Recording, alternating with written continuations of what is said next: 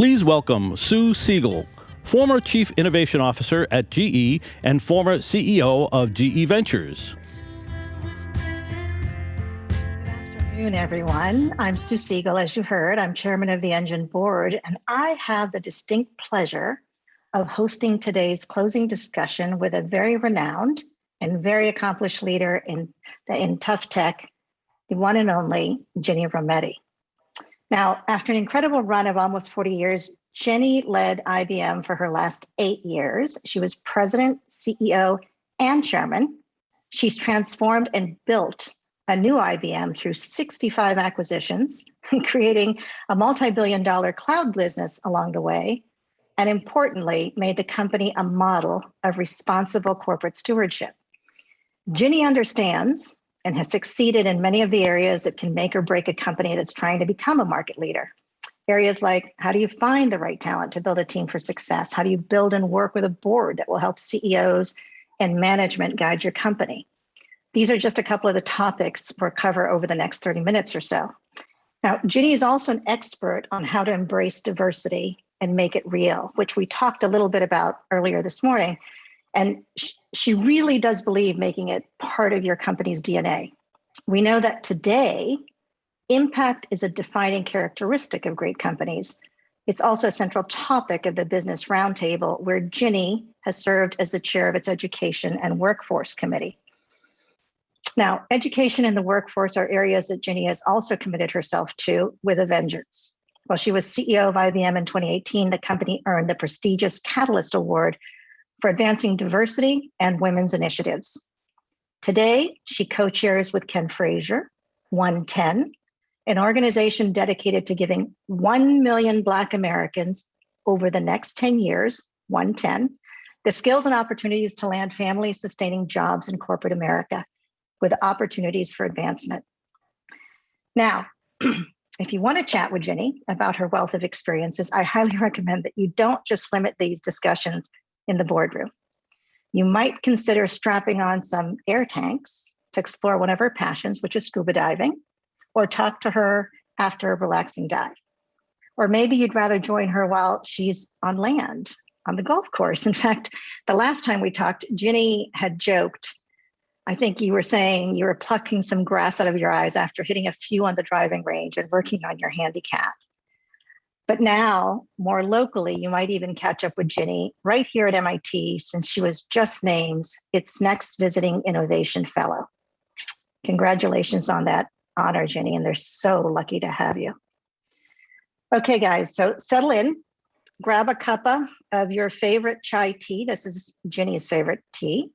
And while we get a chance to hear from a true leader of tough tech. So Ginni, thank you for taking the time to do this with us.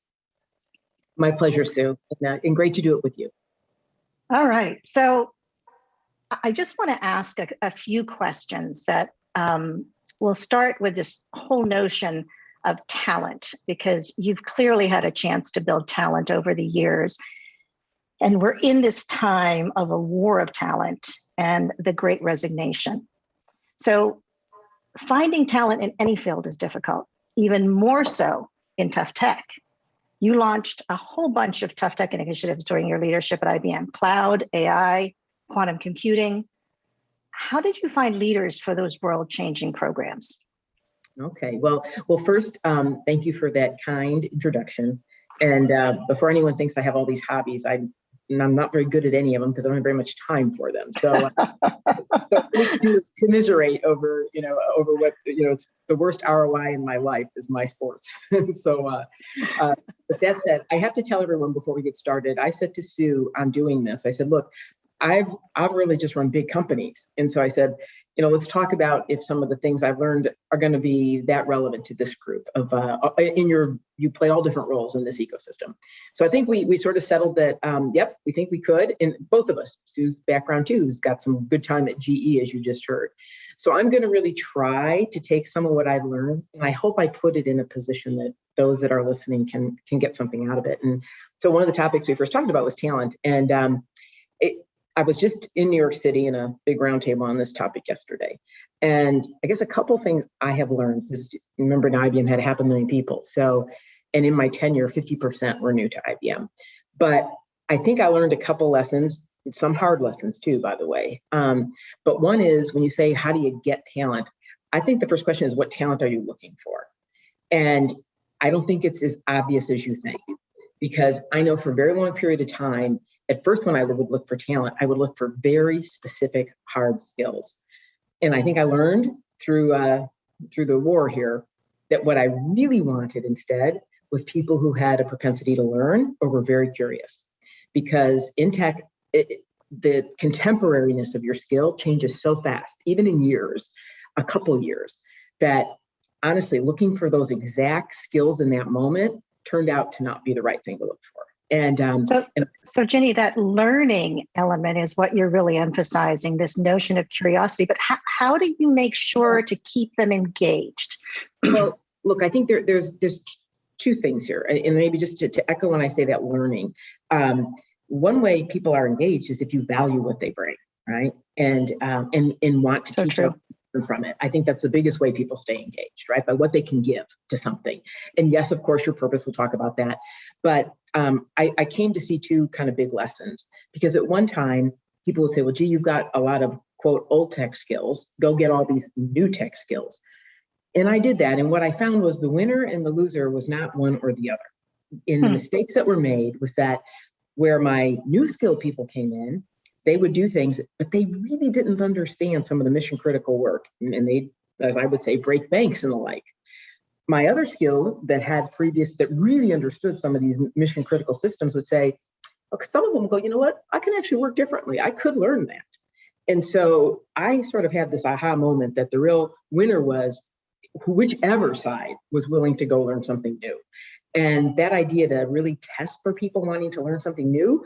And I would say one other thing. I also learned the lesson of hiring disruptors, which I think no matter how big or small you are, that matters. But to give yourself a little bit of comfort on it, the other part of that lesson is, sometimes you hire a disruptor for one chapter of your book. They're not there the whole book. And just recognizing when you're doing that, and even being clear with the rest of your team why and when you're doing that, is an idea that I think matters when you bring new talent in. So important to understand that chapters and the full book and the different stages of different talent. And I think that's just absolutely key. You've got a room or an audience full of disruptors. So I think a lot of this will resonate with them. Let's talk a little bit about building boards and advisors, because particularly for the founders in the audience, one of the first things they have to do is build a board. And the board doesn't stay static. It really has to change over time too. So question for you, as you think about this, knowing that the typical VC board is not one that the founder can necessarily control from the very beginning, right? They typically get 2 common seats, and then they get the independent, which they're able to influence on, and the other 2 seats are taken by the preferred. So how do you go about selecting for a board that can really help you grow, that can be your partner in growth and can help scale? Yeah. So look, a couple things I've observed, and again, having acquired tens and tens and tens of companies and seen lots of new companies and the like, and now in my afterlife here, working with a lot of other newer companies. This first point about alignment on objectives, because I have to say, I see this very frequently with younger companies, the difference of opinion between the founder or the current team and the board members on things like time horizon to go public. I see that as one of the biggest ones, and sometimes quite a big wedge of a difference of opinion of these things.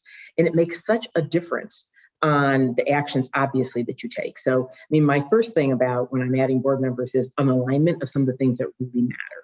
And where you can influence and control that, I think that's one of them. And it isn't even that you have to have a firm exact outcome, but at least the criteria around it. So to me, that was one of them. The second one that I think works for a young company as much as for an established company. And I have to say that I kind of felt this was a formality that I wasn't so bought into originally. But in this day and age, this very simple thing of writing down a matrix of the things you think the company needs and the things that you are not so good at yet. And then looking at what board members do not run the company. They're there for governance. That's really, and I understand, the younger, sometimes I want advice and input, but I don't want them to run the company, right? But that simple matrix, in the end, I think, first, it forces you to be honest about what you're good at and not. And I think a sign of strength is when people admit to what they can't do versus what they can do. And then it gives you, the ability then as you add people, because it's obvious to me as I work with some newer companies, some of the first things that are simple to me, but not to others, are how to scale things, right? Just haven't had that experience. Or what is real governance? Or what is the real role of the board? And when are they overstepping it, right? So this idea of what's governance, this idea of how to scale, how to appropriately, I think in this day and age, address ESG, because I don't think ESG is a thing. I either think it's got to be authentic to how you do the company or not. And then, how to open up new markets. And so anyways, my point about this really being clear about, it's such a simple thing, and you'd be surprised how many people do not do it. They do not write down and then lay out their board members against it and see what it really brings or doesn't bring. It also gives you a really good basis to have a discussion with someone to say why you don't want someone on the board. You're like, look, tell me what it is that they bring, that it is that we really need here, right? And so you and I, and then again, we may have a difference in opinion on this. I also think another thing for a board, as much as everybody on this phone has founded all these companies is a great technical leader.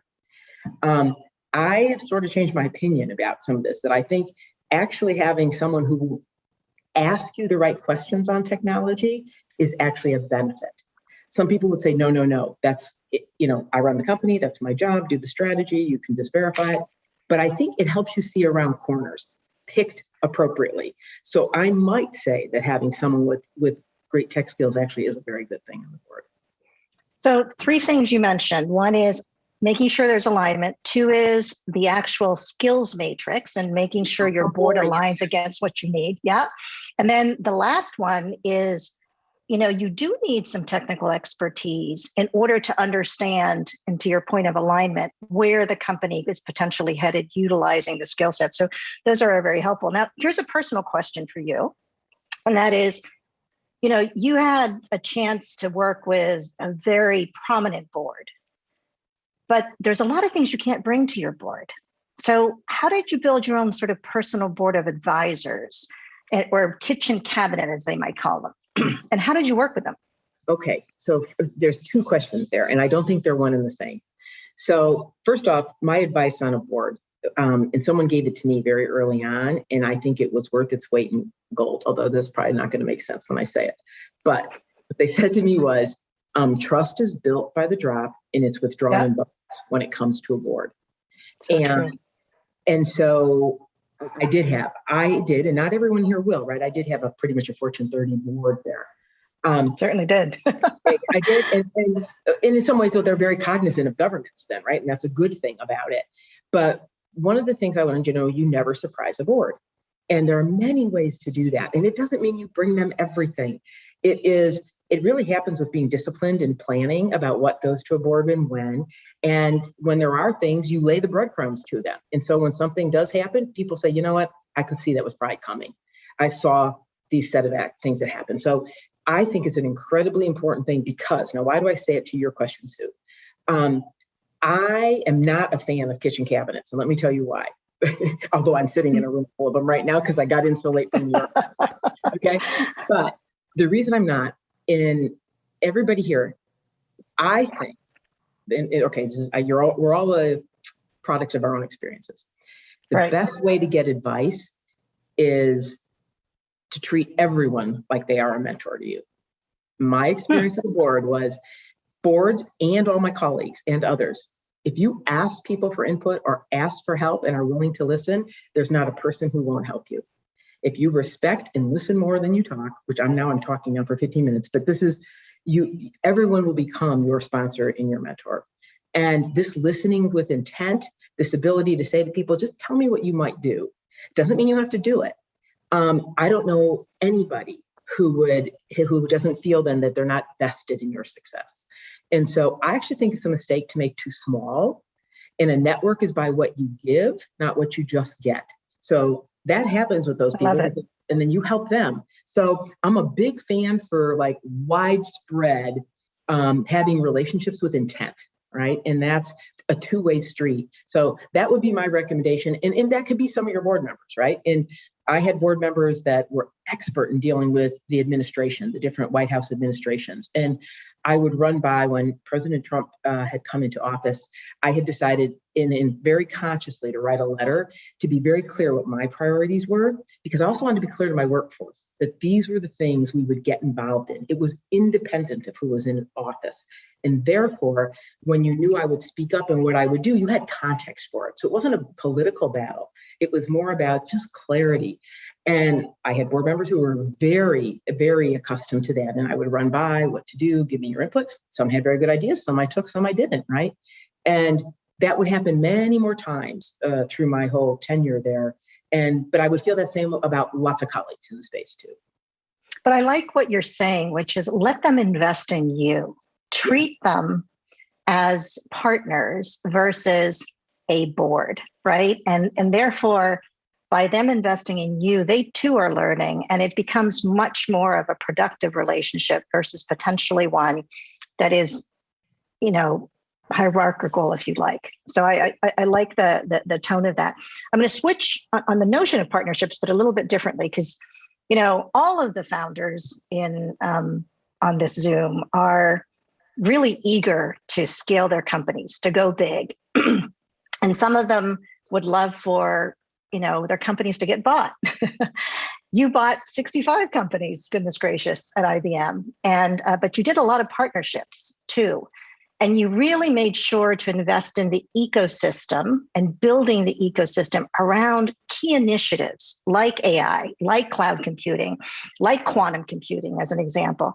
So can you talk a little bit about this notion of partnerships and big company, small company relationship? I mean, you must have learned the good and the bad. Can you share some of those? Okay, so a lot of the things that jump to my mind, and again, good and bad, just as you describe it, let me throw out some points that I think apply to either the bigger company who's maybe initiating or, you're partnering with, right, kind of thing. Yeah. So a couple that come to my mind off the top of my head. One is, I always wanted to partner with someone I could build belief around, meaning could we have a joint view of belief in something? And so as an example, if the world had watched closely, we had actually started a partnership up very different than an acquisition of Red Hat way before we bought them. Well, that goes back to our founding. We were one of the original founders, but zoom forward now to 2018 and 2017. And we carefully crafted some partnerships. We were testing the waters to see how the market would react. And if someone had really paid attention, they'd have probably said, you know what, they're going to buy them. But didn't pay that close attention. But part of it was built, the reason I say it was building belief. Could I, with proprietary products in some cases, buy an open source software company? And could I preserve it in its relationships? I was testing my beliefs about that and my customers' beliefs. And so that would be one. Okay, just this idea of building belief.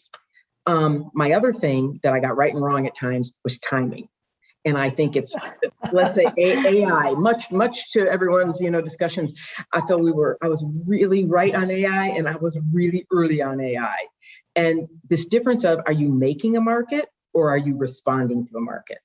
And I think that that's an important thing to know where you are in that. And by the way, those are not always the same. And what you do in those two situations are not the same, right? Or if it's cloud, it's a bit more of a winner takes all in a scale game. So depending. Okay, so this is all under timing, just to really recognize where you are in that technology cycle. The third one and let me just say, and sorry to interrupt, because what you just said there on timing is absolutely what these tech founders are involved in, right? They are clearly visionaries. They're clearly ahead of the game. And frankly, when you think about their timing, they're so early. And thank goodness for the engine that's able to partner up with them and bring the attention to them that they need and the support that they need. But you're so right on timing. And, just knowing. Ironically, more than late in some things, And well, and the other tip I would give on this issue is therefore. And I think this is sometimes, I don't see this as much with some of the companies that partner, is this idea that you got to have lots of friends, because you're so fiercely dedicated to what it is you do and want to be the best in the thing or whatever it is. But I think so much of what happens now happens in an ecosystem that you got to work hard on how to have lots of friends. And I learned through not having lots of friends and then having lots of friends on things. And so, as an example, quantum, right? Like, I think what is going to make or break quantum, with all due respect, and I think IBM's got some of the best hardware, and there are a lot of other startups in that area, but it's going to be the applications and the ecosystem and the platform around it. So this being really cognizant of what your friends are. And then one other point, so I would say build belief, timing, friends and family. And related to that, this idea of if you're going to partner with somebody, being sure you know how to build bridges between yourself and them. And this to me was another area I got in trouble with when I didn't pay enough attention to it. So in other words, if you're going to partner with a big company and you got to think about, yes, you want to be independent, you're out here, but how eventually is that thing connected to the core of what they do? And what I finally learned was, look, whatever that thing is, it will never find its way back to your core. Your core has to have a really good view of how to connect to it. And I can't tell you then there'd be a number of things I bought that we would eventually divest because I'd say there was really no great adjacency that I could really easily get done. And so knowing what position you're putting yourself in the orbit is a really important point. I can't tell you how much I totally relate to that, having been through my own battles, both in a startup community and also in a big company. And what is sometimes very core to the big companies today, they are able to pivot and potentially you are no longer going to be specific to their core. So finding those joint beliefs and to the topic earlier of alignment, absolutely, absolutely core. I just want to tell the audience, we're going to be asking some audience questions in a couple of minutes. So I just wanted to let you sort of prepare yourselves to go ahead and send some in. And I've got a couple already. But I want to move to a topic, Ginni, that Secretary of Commerce Raimundo this morning touched on, and you are passionate about, and you have led the way for so many years. And this is this notion of diversity. You've been a huge proponent of women in STEM. You really, from your early stages at IBM, as one of the top engineers there and really leader women, you really showed the way of what it meant to be a strong voice for women.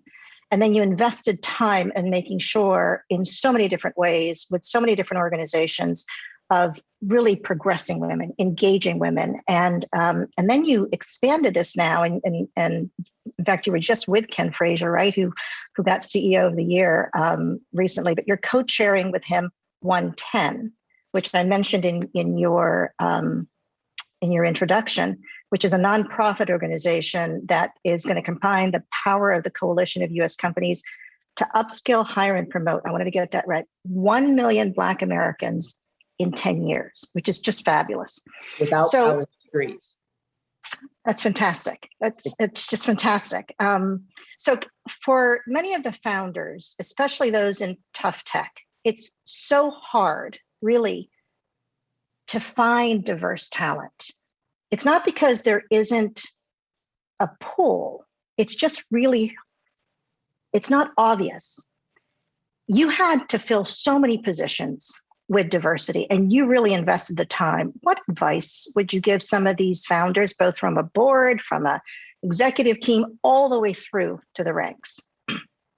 So I hope maybe this will be the most important thing I hope you remember from what I say. And I know Ginni Rometty very well. We worked with her as governor of Rhode Island, and I'm going to come back to why.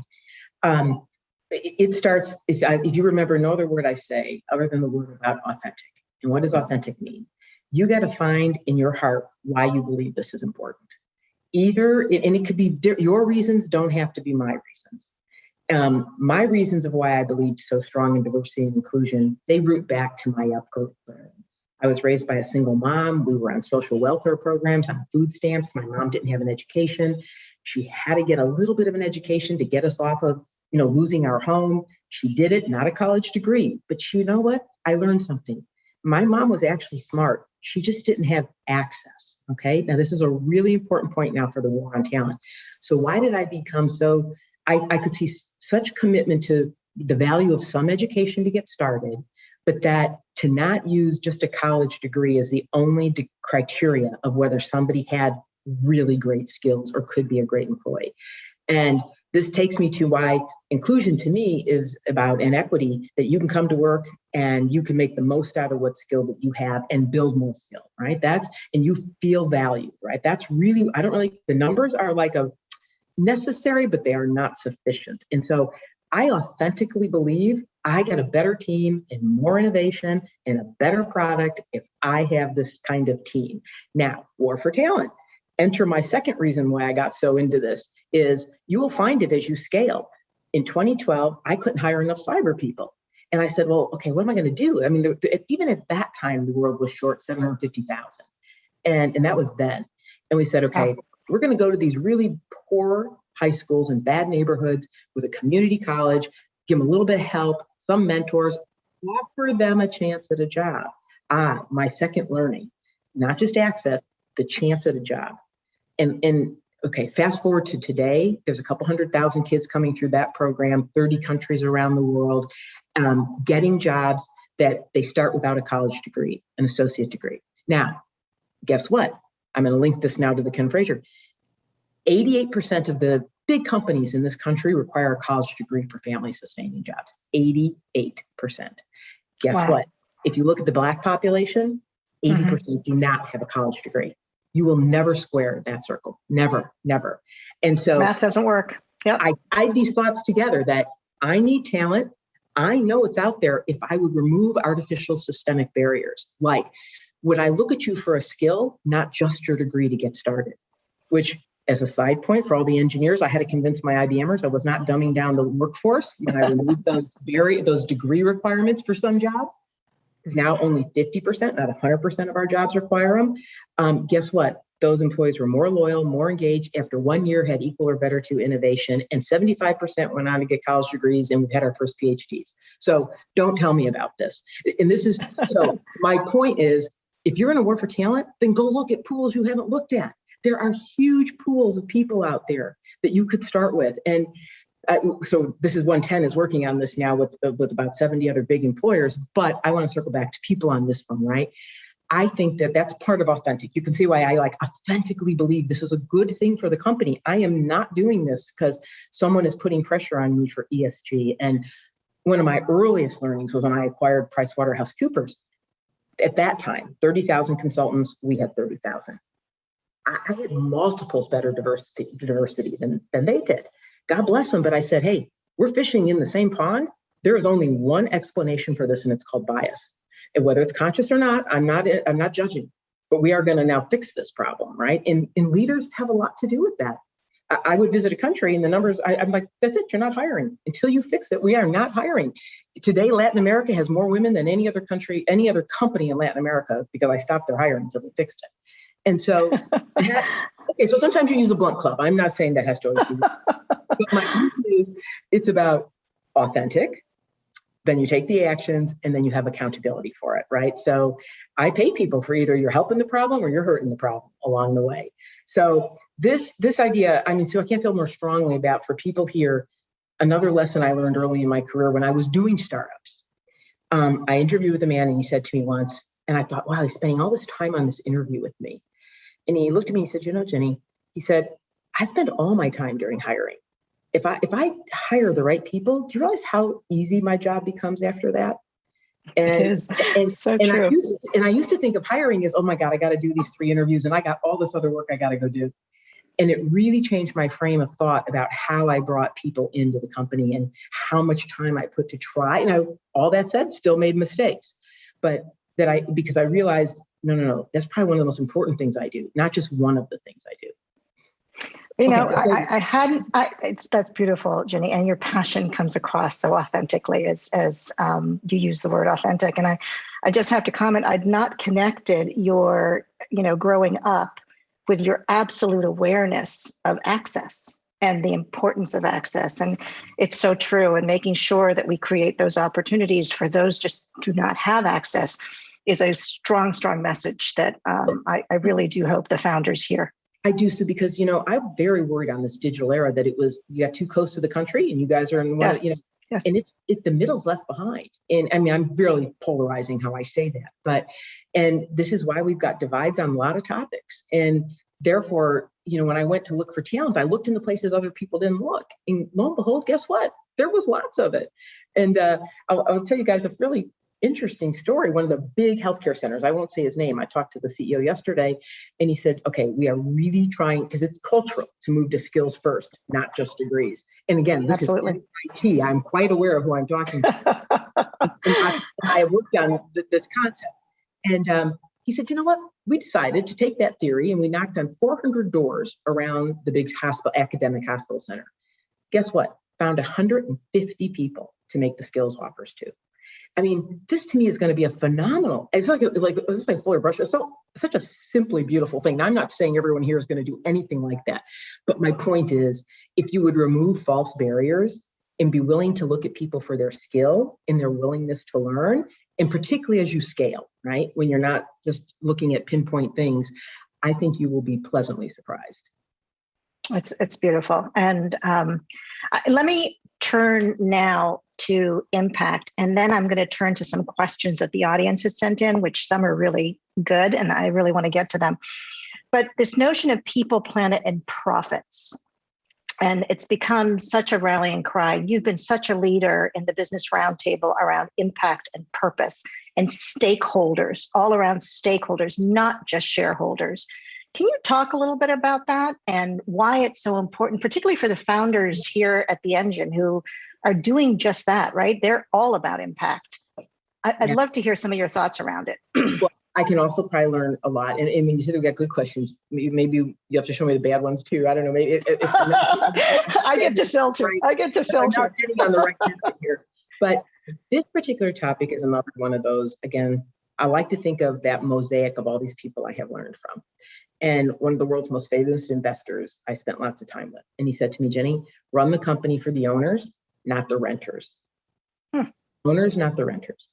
And this then relates to this concept, whether you would like to call it ESG, whether you would like to call it purpose of a corporation, whether you would like to call it people, profits, planet, it's irrelevant. They all mean the same, multiple stakeholders, right? And when I got involved in this work at the Business Roundtable, and the media wanted to make this black and white, you either believed in Milton Friedman or you didn't, et cetera. I just don't see it that way. It's maybe one benefit I have of being a leader of a company with a storied history and a long one, and like you did it, hundreds of years, over 100 years.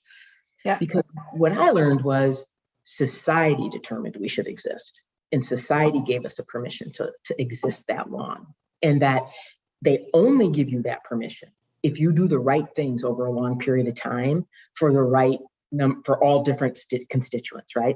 So in other words, if you're polluting, you cleaned it up. If you were, we had equal rights. It was over a decade before that was ever enshrined in any kind of law.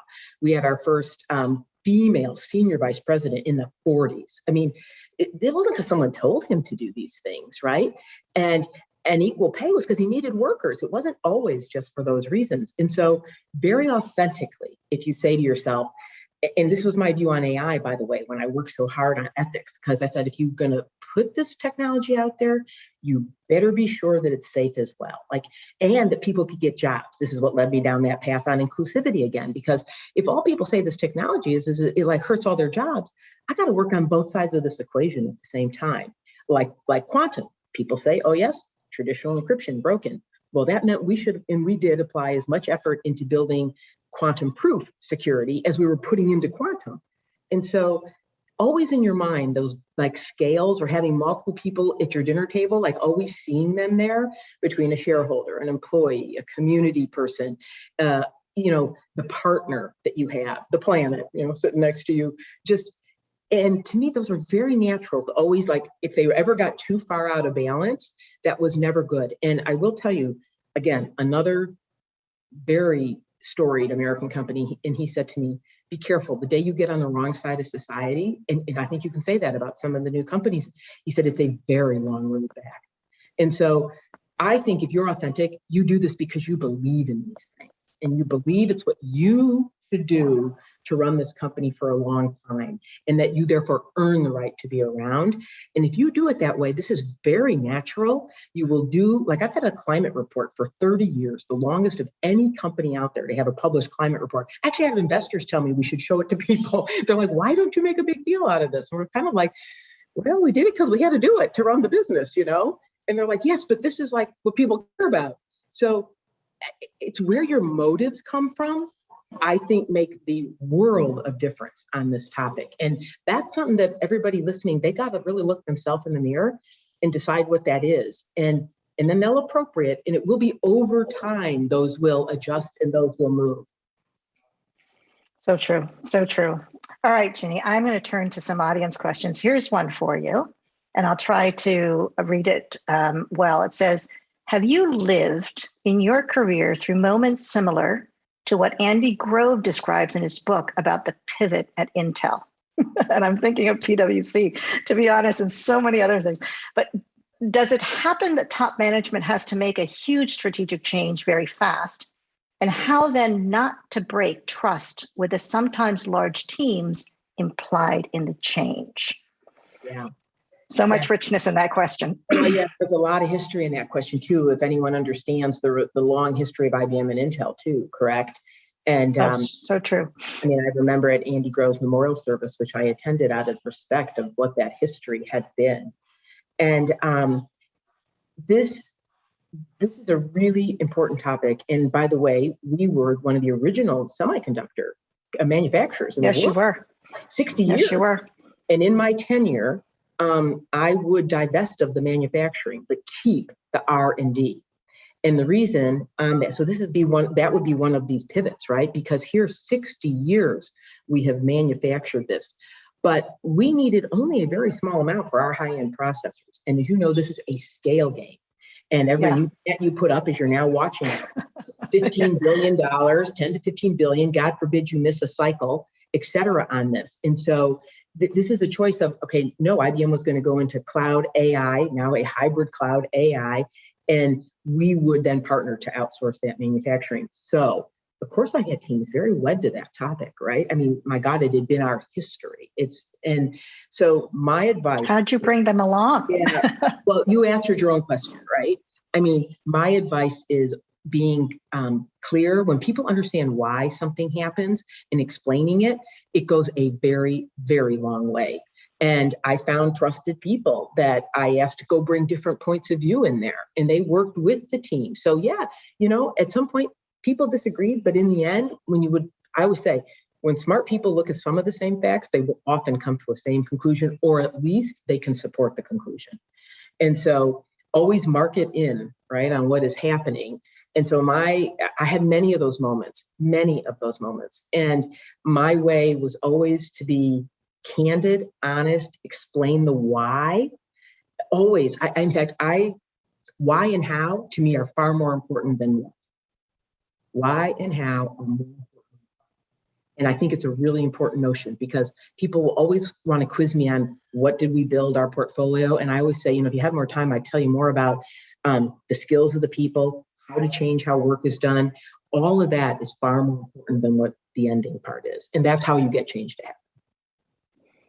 Again, your theme that I keep hearing is this notion of authenticity and really making sure that trust exists. And by being clear and direct with your teams as a leader, that's how you bring people along. And what was your quote? It was, you build trust by the drop. Yeah. And so can you say it again? Yeah. You build trust by the drop because you withdraw it in a bucket. And that is true. And that is true with a team, right? Consistency, guys, to bring IBM into data and cloud, which we obviously we started from behind, and I had to refocus us on that.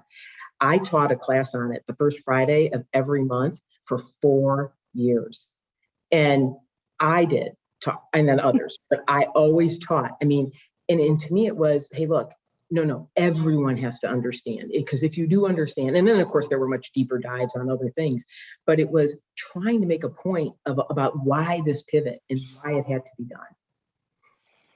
Thank you. Well, Ginni, we are down to a little bit, almost a minute. And so I am actually going to thank you for just taking the time now that you're at MIT And here at the Engine, really investing your time to share your lived experiences and learnings, which really translate into wisdom for the founders who are trying to do something which is really, really hard in the tough tech environment.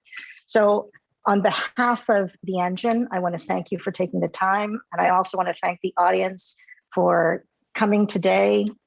We hope that the sessions were useful. We hope that the insights that Ginni provided have given you something to think about and to be able to build your companies on a go-forward basis. And remember, she is now going to be at MIT, so you can find her and you can ask her questions directly yourselves. So with that, on behalf of the Engine and Ginni and myself, I want to say thank you to all of you. Have a good evening.